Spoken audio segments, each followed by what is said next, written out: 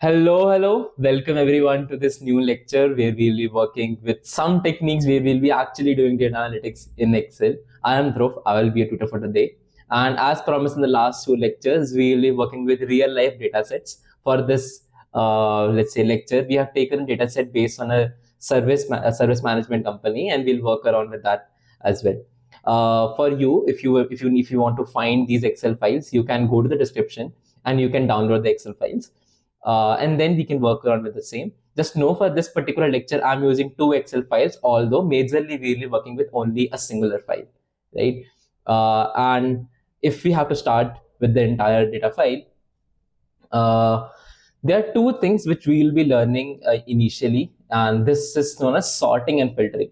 Now, there are multiple ways to do sorting and filtering, but I will be teaching you one of the most basic one for now. And if you can see my screen right now, there are like a couple of column headers in front of you. We have restaurant ID, restaurant name, country code, city, address, locality verbose, longitude, latitude, and so much, right? There are a couple of columns which we might want to delete. There are a couple of columns which we might want to clean, but we'll work around with that as we move forward. But to explain you the concept between sorting and filtering, most of the students are majorly confused, at least in the initial stages. Sorting is just like, let's say you have 10 pens. You're a school kid and you have 10 pens which you take to college. Now you want to separate those pens which are from, let's say, Parker, and then you want to separate the pens which are from Pilot, and then you want to separate the pens which are, let's say, others. Right. So while you're creating the, all your 10 pens and you're segregating them into groups, this is known as sorting, right? It is just like how we do it with lentils as well. But filtering is a process where we remove the items which we do not want, or we only take the items which we want. So it might happen that we only want Pilot and let's say Parker. In that particular situation, we are not only selecting only Parker and Pilot, but we are rejecting others as well, right? So it's a two-step process. Although in filtering, when we work in Excel, we just have to do one thing, and the other will be interpreted by Excel automatically. It will be done. Right now, it might sound a little confusing for all the newbies who are just opening the Excel file for the first time, but trust me when I say that is going to be relatively very easy for you. Let's just dive into it. If you can see my Excel file now, this entire data set is related to Zomato, a company from where you can actually go to their website or their application, the mobile application, and you can order food at your home. You can book, let's say tables as well in particular restaurant where you want to go for dine-in as well. For us, they have provided us data for the restaurant name, country code, city, address, as well as locality verbose, and so much, right? I've cleaned this data set a little. I have given enough space for all the columns so that it's pretty visible. The second file that we have is for country code. So if you can notice in our Zomato file, we have 162 as our country code in the main file, but we do not know the name of the country, right? And for that, we have to check in our second file where we know, okay, 162 is Philippines, 1 is India, 14 is Australia, 30 is Brazil, and so on up to, right? And this is the exact way in which you will be working with this. We'll see what information do we want, and sometimes we'll have supporting files, just like we have right now. So all the, let's say, case studies that I will be teaching you after this, they'll have something related to this all the time, right? So let's just start working with this. Now, the first thing that you want to do is, let's say we are going to sell A1, right? You can sell A1, and then under the home tab, right, we need to go to sort and filter. And under sort and filter, you can see these options where you can go to sort A to Z, sort Z to A, custom sort based on whatever you want, if not A to Z or Z to A, whatever you want. And then we have something else, filter. Now, if you'll click on filter, you can see these arrows will come in front of you, right? And I always prefer that even if you have to go with sorting only, you always go with this filter option, because once you click here, you can see these sorting options also in this entire arrow. So you need not go there again and again and do it. You just make arrows in the first cell itself, and all the column headers will have the same arrow, and you can click there and a pop-up will come in front of you, and you can do either sorting and filtering based on whatever you want, right? For me, what I want to do right now is, let's say, we have average cost of 2. Let's say I want to check uh, top 5 restaurants which are having the highest cost for 2, right? Which are like the most expensive ones. And if I have to do that, I have to sort the entire data set based on large to small, right? And so I will click sort largest to smallest. And you can see there is one restaurant that is for 8 lakhs as well.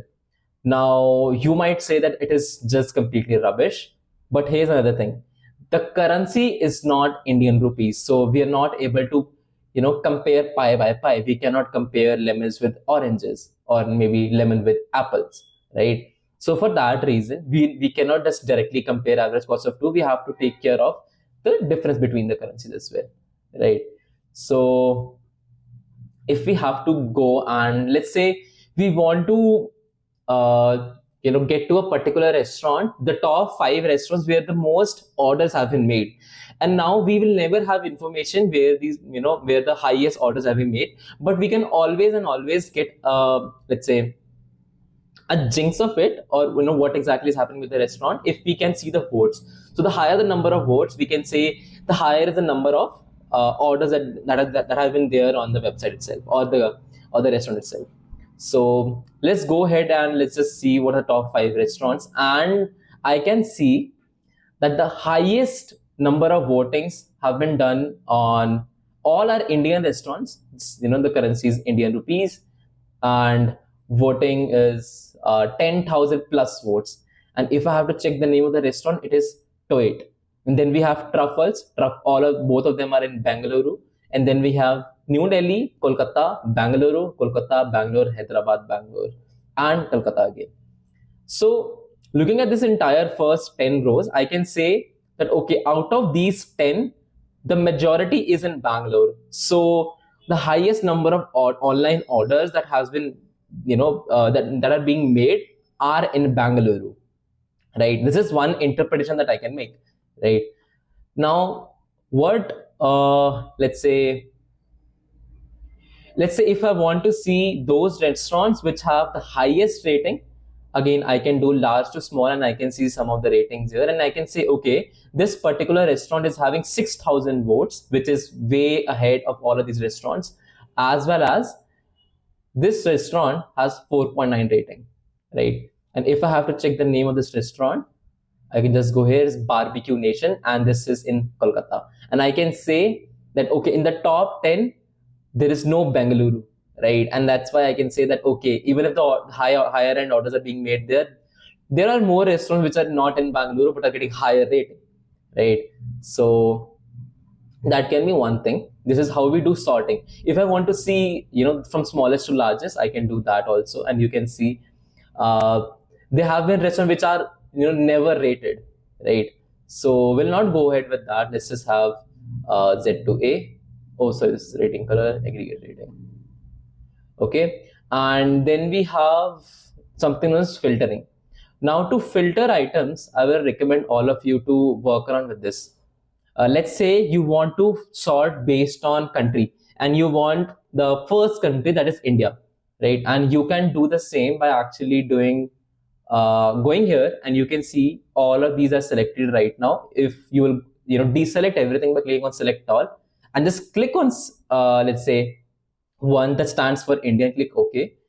All of these will be shifted all together, right?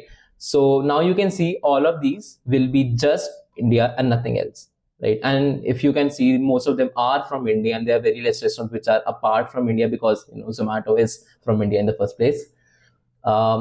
And another thing that you can do, you can work with multiple also by selecting, let's say 1, 14 and 30. I want to see all of these countries. Now, I do not know what is the name of these 3 countries. I have to check with my sheet here. India, and then 30 is Brazil, and we're working with one more, I guess. 14. Okay, the first 3 basically. India, Australia, and Brazil are the 3 countries we are looking at right now, right? So you can do that. And not only, okay, whenever you have numbers, you can sort based on smallest to largest, and whenever you have text values, you can sort it based on A to Z or Z to A, whatever you want, right? For me, I will just do A to Z only for now, and you can see I have applied multiple filters here now. Let's say I just want to see, only countries which start with one. And second thing which I might want to do is, let's say, hmm, so there are restaurants which have both latitude and longitude being zero. Now I don't want any particular restaurant which is not showing me the exact location, right? I'm filtering. So what I'm exactly doing is I'm trying to figure out if there's a particular restaurant which is having a latitude and longitude, like I have the location of the restaurant, then I will have it, and if not, I will delete it. You can deselect zero and you can go ahead and you can see all of these restaurants are being gone to zero. So you have cleaned your data set here. This is basically cleaning your data set so that you can work around with that.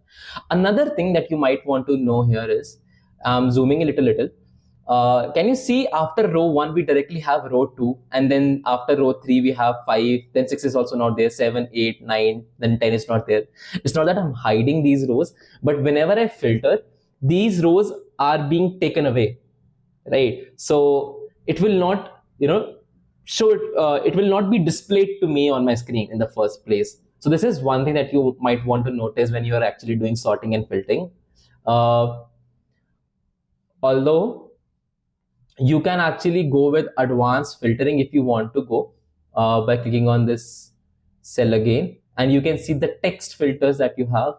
You can have equal to, not equal to, but for text we actually never do it.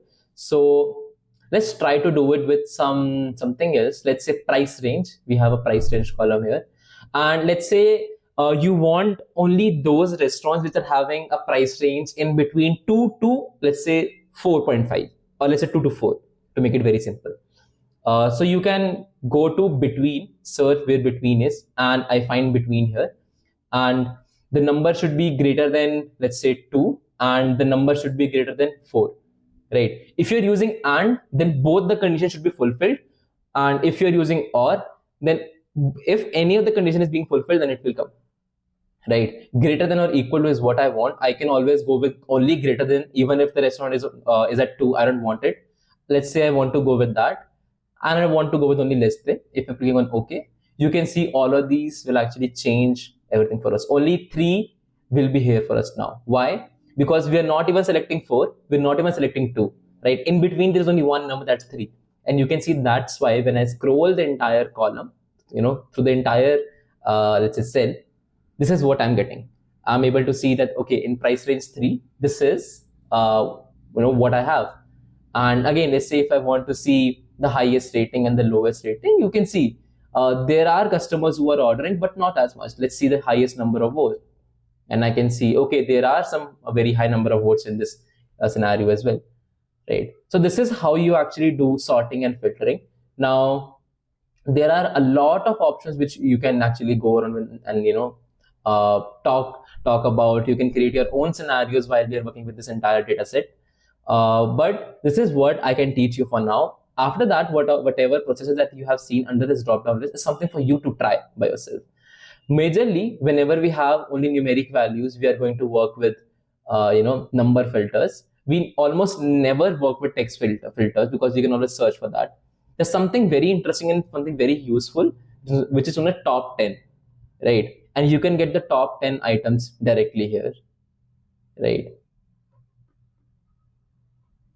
Okay, I'll just go back, right? And then you can see 1, 2, 3, 4 is one thing, and under number filters we have applied a custom filter. Although if you want to, let's say, clear all the filters, you can always click on clear filters, the option which was right here, right?